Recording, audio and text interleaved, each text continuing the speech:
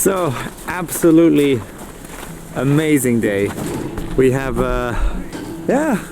spring. So I mentioned in the last video that last week was maybe the last week of winter. Judging by what's going on right now, I'm keeping my fingers crossed, but it's looking good. It's looking good. So in Swedish, there's an old saying, whatever is buried in snow is revealed in the thaw. Means it's time to clean the farm. So I'm gonna take those away and then we're gonna get some carrots for the layers. I usually buy some carrots for them every week, so we're gonna go do that today. 9 degrees Celsius. We vote, at least in this car, that spring is on the way.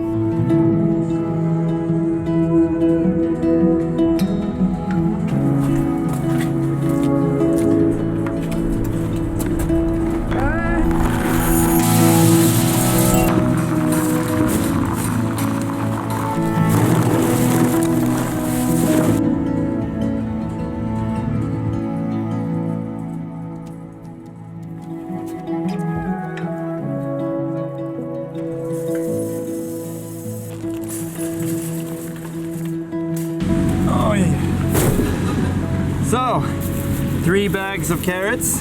They should last about 1.5 weeks, I think, for the layers. So, I just got an SMS on my phone that somebody just paid for eggs. So I send out SMSs every week to the people who subscribe to 30 eggs a week or 30 eggs a month or whatever sum it is. So I got an SMS that Eric, he paid. So then I can just go into an app right here called Zettel, and then I have all my products. Oh, you can't see anything. I'll have to show you this another day because it's so wonderful what technology can do and how easy it is to sell locally and directly to consumers or customers when you have these kinds of technologies. So the money is transferred right onto my account, and the bookkeeping system Fortnox is linked to my app here. So whenever I sort of type in that I've made a purchase or I've made a sale, it is connected to the bookkeeping company, so I don't need to make that verification myself. So super easy, super convenient.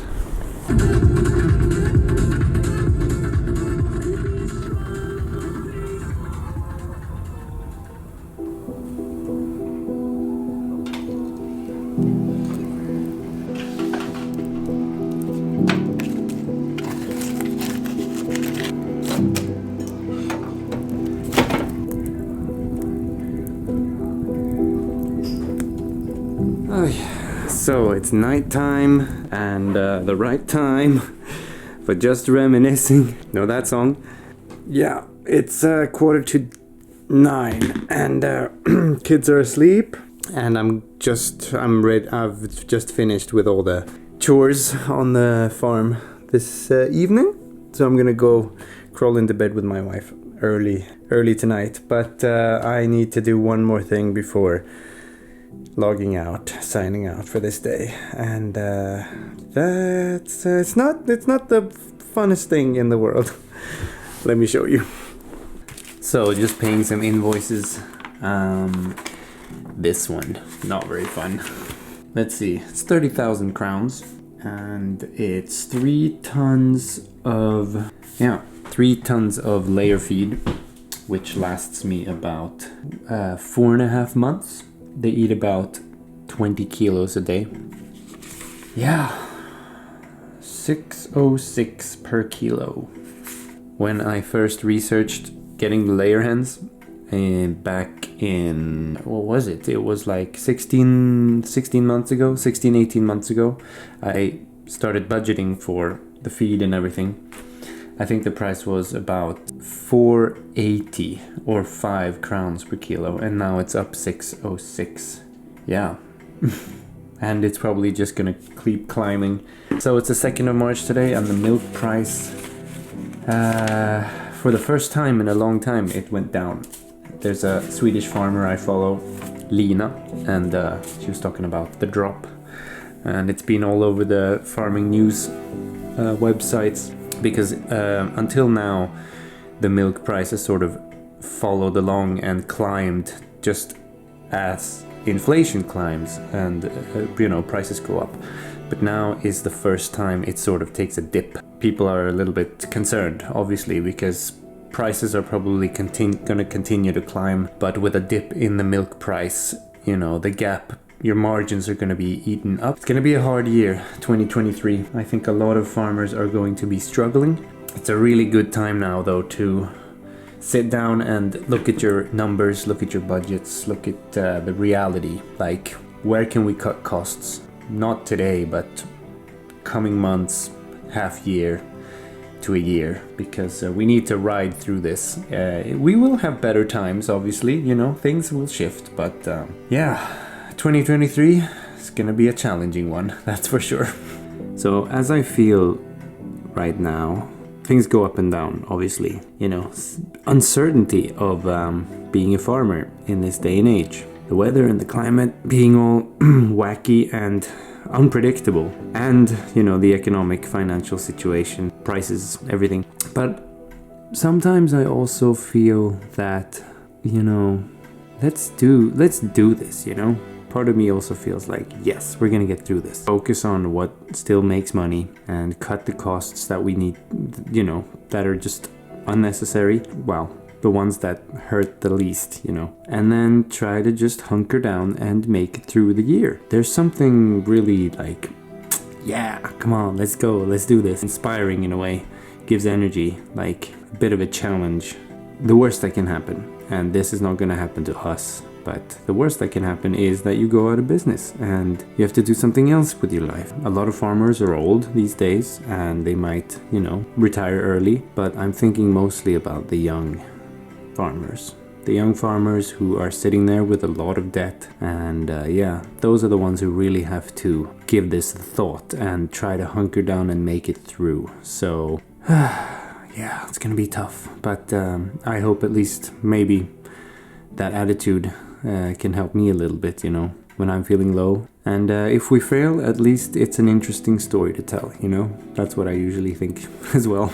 At least you have a story to tell.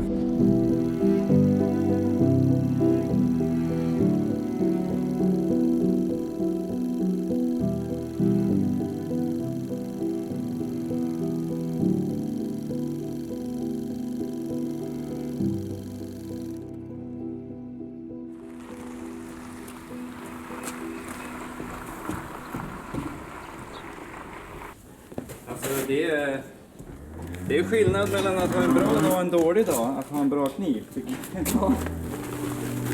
Jag tittar, nu står du här. Det är du som har gormat och väckt mig hela natten här.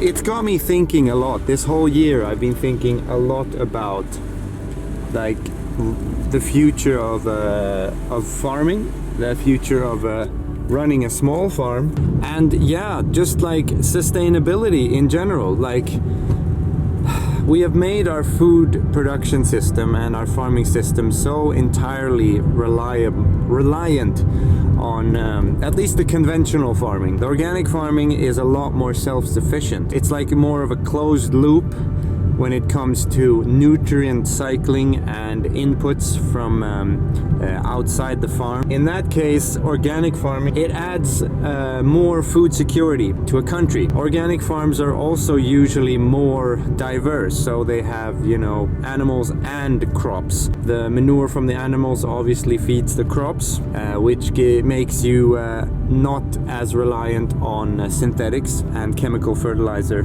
from a food security perspective, because that's really what sort of I've been thinking about a lot this past year when we see the obvious consequences of what's going on in Ukraine, how overnight almost fertilizer prices just sort of skyrocketed because fertilizer is made from natural gas, which is imported, obviously. When you look into the future, there doesn't seem to be any kind of hints that, you know, we're gonna go back to how things used to be. Perhaps the party is over when it comes to cheap fossil fuel based inputs. If that is true, then, you know, as farmers, we really need to take a good look at what we do and how we do it and ask ourselves, is this like, can we do this far into the future? Can we hand over our farms to our children with the management style that we have and the reliance and dependency on particular inputs that we have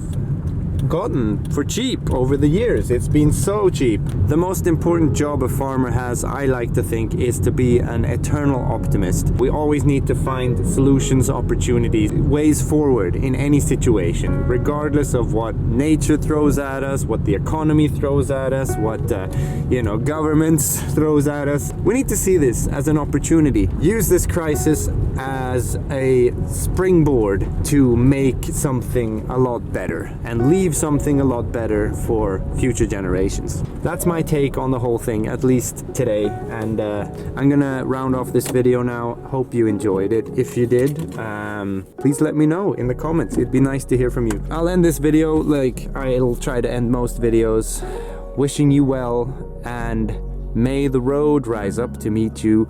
May the wind always be in your back. Thanks for watching once again. Take care of yourselves, and I'll see you in the next video. Bye.